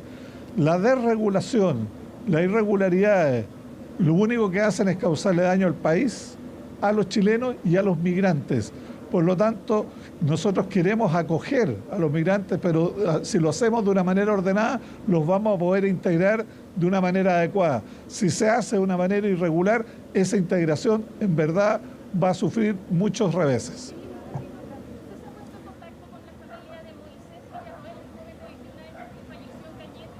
Nosotros hemos tenido a través de las autoridades del gobierno en la región un intenso contacto con ellos y de hecho vamos a visitar la comuna de Cañete de la provincia de Arauco entre los próximos días, entre otras cosas para ello. Muchas gracias. Gracias. La palabra del ministro del Interior, Víctor Pérez, desde la comuna de Las Condes, donde finalizó el Te Deum evangélico con la presencia del presidente de la República, Sebastián Piñera. Se hace cargo el jefe de gabinete de varios temas de seguridad. Por cierto, lo que nos despertamos esta mañana, este hecho de violencia en la zona de la Araucanía, un menor de 13 años que fue herido de bala. Bien, y nosotros continuamos en nuestra conversación con Pedro Huichalaf, ex subsecretario de Telecomunicaciones. Estábamos hablando de este ciberataque a Banco Estado, evaluando la respuesta del Banco Estado, pero también otra pregunta. ¿Qué se estaba buscando con este ciberataque? Que no afectó a las cuentas individuales, sino más bien como a los computadores operativos de Banco Estado, ¿no? ¿Qué se busca tras un ataque así? Sí, mira, hay distintos tipos de ataques. De hecho, yo recomiendo la lectura de un libro muy interesante que se llama Amenazado, de Cristian Barría, de la Universidad Mayor, en donde menciona que hay ataques, por ejemplo, en el Banco de Chile fue el ataque específicamente para retirar dinero. De hecho, se hizo un primer ataque previo para distraer, que fue atacar computadores, pero después se hicieron transferencias internacionales. Pero en este caso se llama ransomware, que significa, en este caso, encriptar información, secuestrarla, mantenerla inoperable para el acceso, información valiosa del banco, porque en definitiva no estamos hablando de dinero, y esto se exige el pago de un rescate. Entonces la forma de enriquecerse por parte de estos delincuentes es este pago por una clave que permite desencriptar la señal. Pero esto no es seguro en el sentido que existen muchos delincuentes que encriptan, les repagan en monedas virtual, de tal forma que la trazabilidad es muy difícil de identificar y después no entregan la contraseña y genera un conflicto. Entonces, en este sentido, hay también la posibilidad, y ojo con eso, porque además de encriptar, se extrae información y probablemente se puede divulgar en este se llama la Internet oscura, digámoslo así, en el sentido que es información valiosa, porque, por ejemplo, se puede identificar cómo es la red interna de un banco, cómo se prepara, cuáles son los canales de comunicación. Entonces, podría ser una base para un segundo ataque futuro y, por tanto, es importante primero identificar cómo se ingresó, mejorar los protocolos, tener medidas de contingencia, y eso significa también tener no tan solo recursos económicos, sino que capital humano, es decir, encargado de ciberseguridad, gente profesional. Es importante también que haya trabajo colaborativo con distintas entidades, no tan solo del mundo privado, sino que también público y obviamente universidades, para que la información esté dentro del ecosistema, porque eso es lo más valioso. Prevenir en vez de curar y en vez de, obviamente, pagar. Después de tu respuesta parece que nos faltan varias cosas, Pedro, para llegar a tener un estándar mundial en protección de cibernet, de este tipo de ataques sí, y tener los conceptos básicos para la ciberseguridad.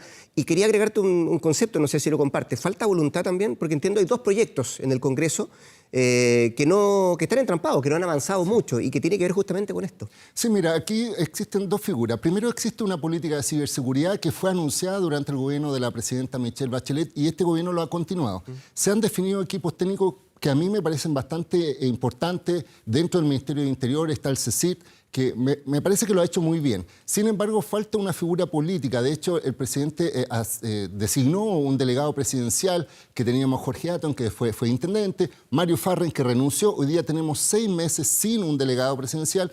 Algunos dicen no es necesario porque esto está avanzando, pero yo creo que es necesario una conciencia técnica y política, porque hay dos proyectos, tal como tú mencionas, que están enfocados a este tema. Una modificación de los delitos informáticos, pensando que la ley actual es del año 80 y por tanto no está ajustada a la realidad, no existe esta figura. Y por otro lado existe una figura que se llama, un proyecto que se llama de infraestructura crítica en ciberseguridad, que es distinta a lo que hoy día se discute sobre infraestructura crítica y de Fuerzas Armadas, y también marco de ciberseguridad, en el sentido que se pueden establecer algunas figuras como centros de respuesta sectoriales que pueden ser más inmediatos respecto a la información. Y esto marca una diferencia, porque cuando sucedió lo del Banco de Chile no existía una normativa clara, sobre todo en el sector bancario, sobre cómo tenía que responder. De hecho, el Banco de Chile se demoró semanas en dar una respuesta clara respecto a que había sucedido. En cambio, en el caso del Banco de Estado se dio una respuesta mucho más inmediata, pero esto está avalado por esta regulación que se está estableciendo solo los bancos.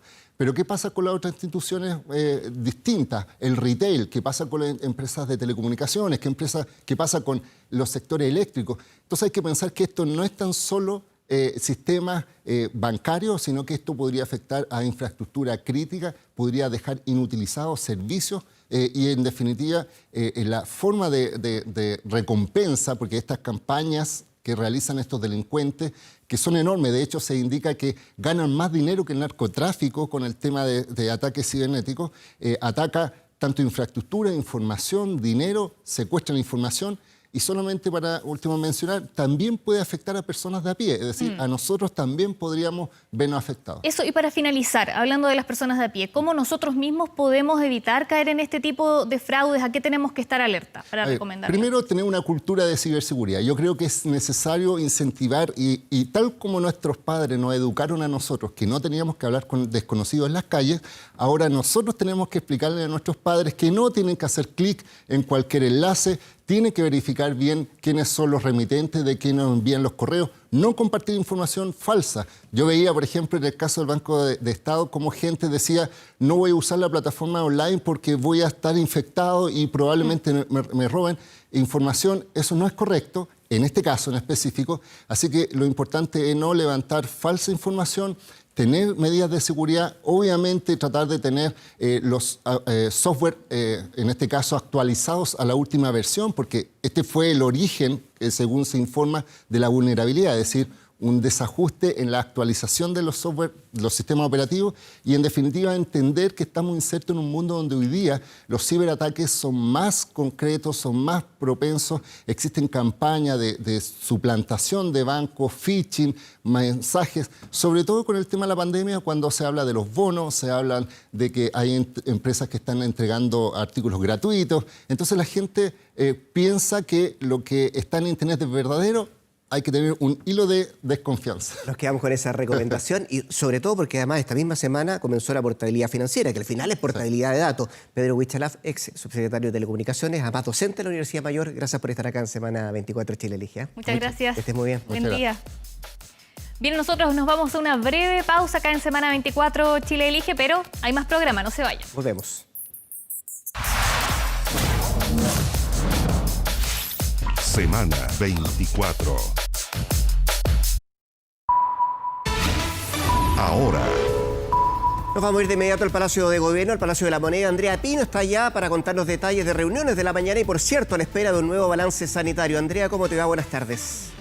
¿Cómo están? Buenas tardes. A las 13 horas en punto nos dijeron habrá un nuevo balance desde el Palacio de la Moneda. Ayer tuvimos la cifra más alta de los últimos 35 días, 2.135 casos. No se veían esas cifras desde el 8 de agosto cuando hubo 2.201 casos nuevos. Además, ayer también se informaron 45 personas fallecidas en las últimas 24 horas, alcanzando un total de 11.895 fallecidos. Pero ojo, atención, porque si se toman en cuenta las cifras del informe epidemiológico, entre casos sospechosos y confirmados, esa cifra de fallecidos se podría elevar sobre los 16.000 casos. Estamos esperando más detalles respecto del balance del día de hoy. También un detalle no menor. Ayer la subsecretaria de Salud, también el ministro, dan cuenta de una cifra récord de exámenes PCR. Más de 38.000 exámenes se realizaron en las últimas 24 horas. Veremos si se alcanza un nuevo récord también hoy a propósito de ese tema. Sobre la positividad, el día de ayer se informó que llega al 5,6% a nivel nacional y está en torno al 4% en la región metropolitana. De todas maneras, la preocupación, el tema sigue siendo la trazabilidad. Todo esto de cara a las próximas fiestas patrias, al día feriado, a los permisos que se han otorgado. Y ustedes más temprano conversaban con el presidente de la Sociedad Chilena de Medicina Intensiva. Hay preocupación respecto de cómo se está entendiendo el autocuidado. Si bien se han otorgado permisos, también se ha dado libertad a las personas para que puedan reunirse durante el próximo fin de semana. Y lo que preocupa a los especialistas, a los médicos en particular, es que las personas no tomen las medidas correspondientes, el debido cuidado a propósito de las diferentes reuniones que pudieran sostener.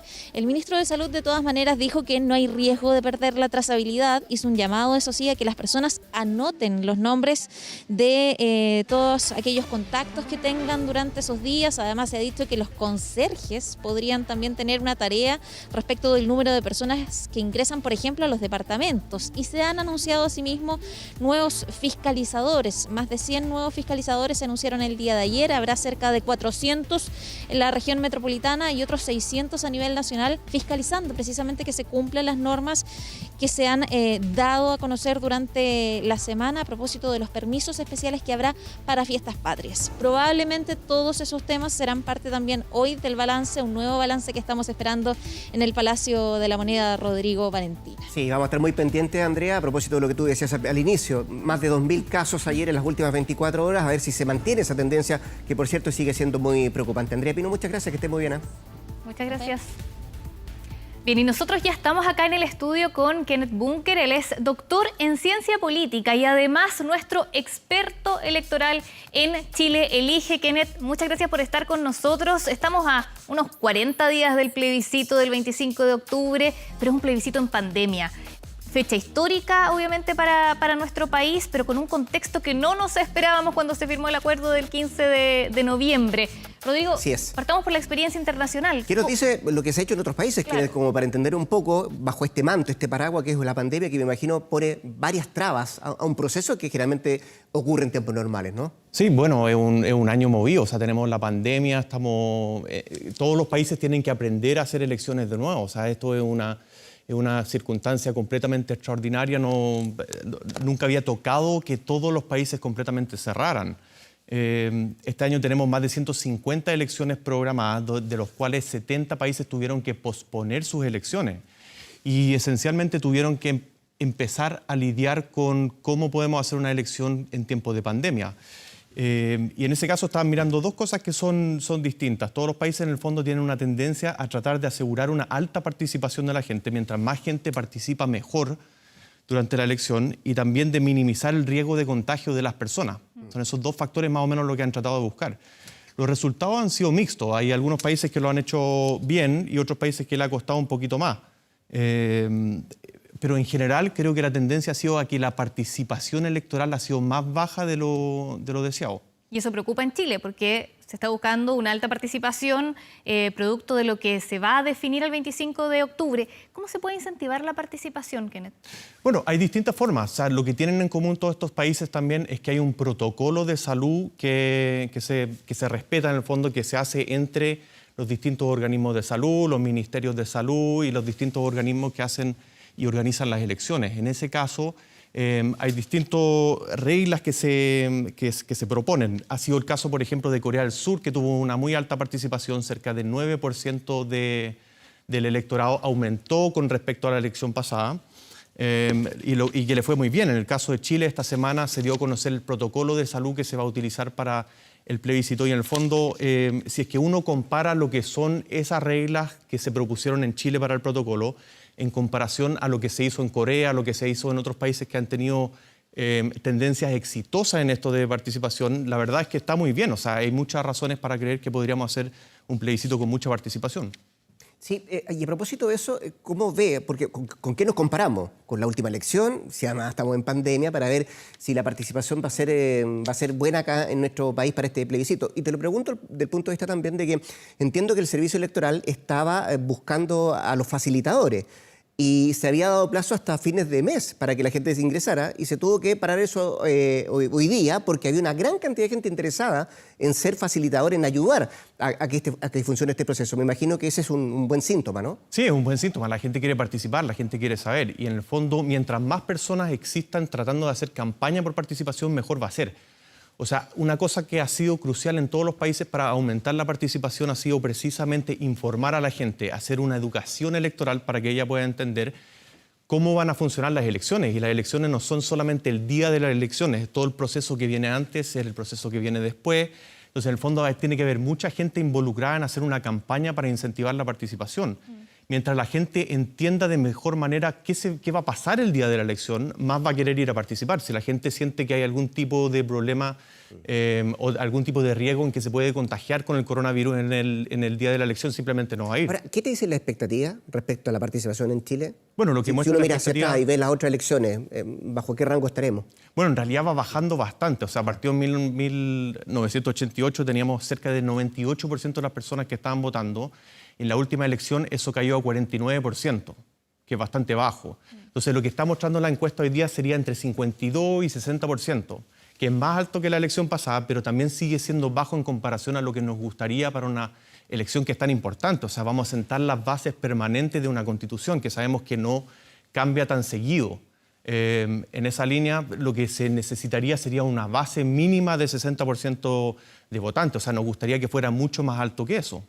Sí, la última elección, ¿de cuánto fue la participación? La última, en la primera vuelta del 2017 fue 47%, en la segunda vuelta 49%. Ya, o sea, llegar a un 60 sería un hito también en participación si el 25 de octubre tenemos esa Sería cifra, un hito, ¿no? pero en 2009, en la elección presidencial, tuvimos 60% sobre la población en edad de votar. No solamente son los inscritos, sino que todas las personas sobre 18 años. Pero tenemos un hito que es el voto voluntario. Tenemos el voto voluntario 2011, ¿no? que se inauguró el 2011 y después del 2011 ha ido cayendo aún más. Pero el voto voluntario también llegó para tratar de arreglar un problema que ya venía cayendo. O sea, todas las elecciones desde el 89, menos personas se inscribían, menos personas participaban. Entonces, el voto voluntario es un problema. Ahora, el voto voluntario solamente va a existir para esta primera parte del plebiscito. En la segunda parte del plebiscito, porque después de que se escriba la nueva Constitución, suponiendo que va a ganar la opción apruebo, va a haber un plebiscito ratificatorio que va a ser obligatorio. Y ahí esperamos que sea 100% de la gente inscrita para votar que emita su voto. En esto es importante no solamente las normas que publicó en el diario oficial el CERVEL, sino que también el protocolo, cómo se va adelante para que la gente tenga la tranquilidad de decir, bueno, efectivamente voy a ir a votar sin mayores problemas, sin el riesgo, por ejemplo, de contraer COVID. Y yo me imagino que también será importante saber qué es lo que va a pasar en esa fecha. Respecto a los nuevos contagios, van en aumento un poquito y me imagino que eso también va a determinar ciertas cosas que se van a poder o no hacer el día del 25 de octubre, ¿no? Sí, van en aumento. O sea, todos los países que hemos visto también no solamente depende del protocolo, depende del momento. O sea, hacer una elección si es que estamos en el pic de contagios COVID va a ser mucho más complicado si es que lo hacemos cuando ya pasó hace un par de semanas. O sea, la gente va a estar mirando eso, va a ser un indicador. Pero por eso también es tan importante tener un protocolo que funciona donde la gente se sienta que está segura. Y por eso también es importante que no solamente el gobierno y el organismo electoral, que en este caso es el CERVEL, haga esa campaña, sino que las mismas opciones, las alternativas políticas que estén dentro de la franja, le avisen a la gente qué es lo que va a pasar y que esa gente entienda que va a ser un plebiscito seguro. O sea, las reglas son más o menos buenas. El protocolo es más o menos bueno en términos comparativos con lo que ha pasado en otros países. Entonces, debiese funcionar de buena manera, pero siempre y cuando la gente logre entender que va a estar segura si es que va a votar ese día. O sea, la campaña no solo es por el apruebo o el rechazo, también tiene que haber una campaña por las normas sanitarias o el protocolo sanitario que vamos a tener que aplicar el 25 Claro, o sea, debiese haber algún tipo de campaña donde se trata de incentivar la participación electoral ese día. Sabemos que una participación electoral más alta, más personas en esa participación, cerca de, no sé, qué sé yo, 80-90% como tuvimos en el plebiscito del 88, va a garantizar que esa elección sea mucho más legítima. Entonces, mientras más personas participan ese día, más legítima va a ser la elección y más legítimo va a ser todo el proceso constitucional. Viene de aquí en adelante un gran desarrollo de temas. Kenneth Bunker va a estar todos los domingos con nosotros explicándonos no solamente lo que significa el plebiscito, sino que cosas podrían o no podrían cambiarse de la Constitución. Kenneth, gracias por estar acá en Semana 24 Chile Elige. Gracias a usted. Gracias. Que esté bien. Bien, y llegó el momento de nuestro bloque internacional, pero antes nos vamos a una pausa. A una pausa antes, sí, y ya volvemos con el bloque internacional. Pausa y volvemos. Semana 24.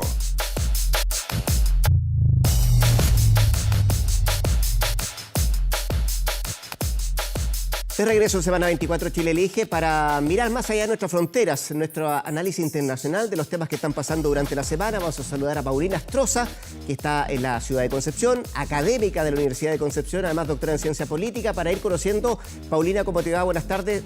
Varios temas, pero sobre todo lo que está pasando en el Reino Unido, el Brexit, y parece que se está tensionando esta negociación. Pero quería preguntarte y partir de lo más básico de lo básico. ¿Cómo se conforma el Reino Unido, Paulina? Buenas tardes. Hola, ¿cómo está Rodrigo, Valentina? Hola, Paula. Es muy importante saber justamente qué es el Reino Unido para efectos de entender toda esta disputa que hay actualmente. El Reino Unido incluye a la isla de Gran Bretaña, que es, digamos, la isla grande, y dentro de ella está Inglaterra, Escocia y País de Gales.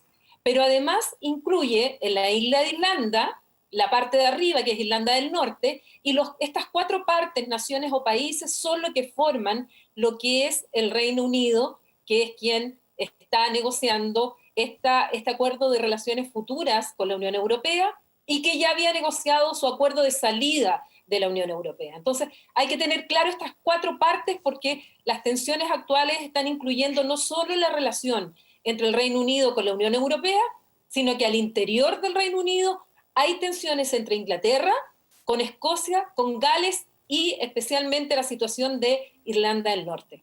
¿Y cómo, Paulina, cómo esta negociación que tiene el Reino Unido con la Unión Europea puede afectar a las otras naciones del Reino Unido? ¿Qué dificultades puede traer esto? Y también, ¿cuál es el tiempo que hay para que el Reino Unido termine de negociar con la Unión Europea? Están contra el tiempo, ¿no? Están absolutamente contra el tiempo, esto porque lo que se negoció con la Unión Europea es el acuerdo de salida, y que ese acuerdo de salida entró en vigencia el 31 de enero, y por eso que políticamente el Reino Unido ya no es parte de la Unión Europea. Pero durante todo este año rige este tratado de transición, en el cual siguen aplicándose todas las normas de la Unión Europea, pero se suponía que tenían que negociar lo que va a ser el acuerdo de las relaciones futuras, que es un segundo acuerdo. Y esas negociaciones habían partido y tienen plazo hasta el 31 de diciembre para completar todo el trámite, es decir, las aprobaciones, ratificaciones, todo, para que entre en vigencia el 1 de enero del 2021. El problema es que están en la 8ª negociación, las negociaciones han ido muy lentas, el ánimo cada vez más malo, y esta semana el primer ministro Boris Johnson presentó un proyecto de ley para regular el mercado interior en el Reino Unido. Y esta ley que ha presentado, primero viola en parte el acuerdo que tiene con la Unión Europea en relación a Irlanda del Norte, y ahí ya hay una primera gran tensión.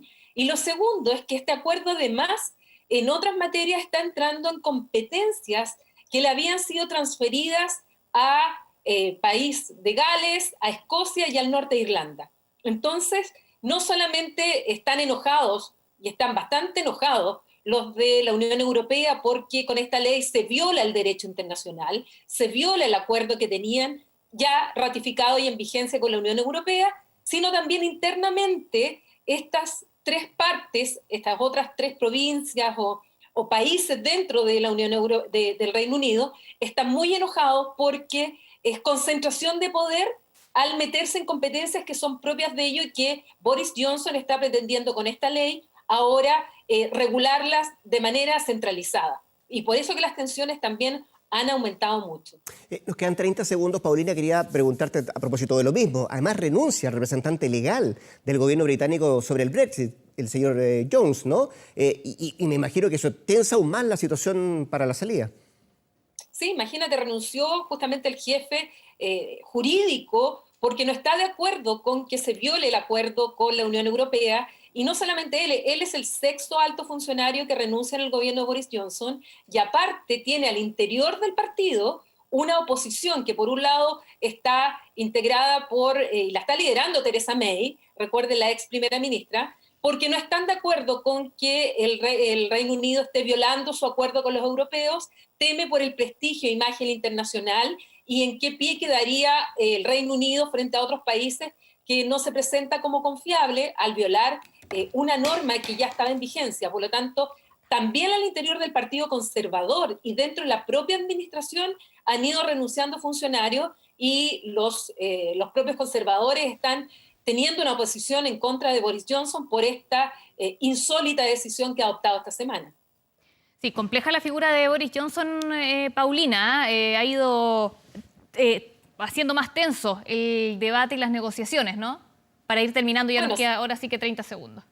Sí, es un personaje bastante particular, lo ha sido siempre, y además ha cambiado de posición muchísimas veces. De hecho, esto mismo Irlanda del Norte, él se opuso a que en el acuerdo anterior que Theresa May trató de llevar a cabo y finalmente la llevó a dimitir, él se opuso a ese acuerdo y justamente lo que él cedió a la Unión Europea, que es esto de Irlanda del Norte, resulta que ahora él, a través de esta ley, le está dando la razón a lo que había planteado Theresa May en su momento y se vuelve a dar vuelta la chaqueta. Entonces, no es confiable, no es fiable, y eso también, pero además siempre lo han sabido dentro del Reino Unido, y ellos decidieron tener a este líder bastante particular en las negociaciones con sus socios europeos. Es cierto todo lo que tú dices. Paulina Astroza, doctora en Ciencia Política, académica de la Universidad de Concepción, panelista de este programa. Gracias por estar en Semana 24 Chile Elige. Que estés muy bien. Gracias, Paulina. Gracias a ustedes y hasta la próxima semana. Así es. Llegamos al final entonces de semana 24. Chile elige, Rodrigo Álvarez. Ya nos vamos, ¿no? Ya nos vamos. Sí. Pero viene 24 tarde con Juan Carlos Alarcón. No se vayan. Así es. Quédese en la sintonía de TVN. Que esté muy bien. Buenas tardes. Gracias. Semana 24.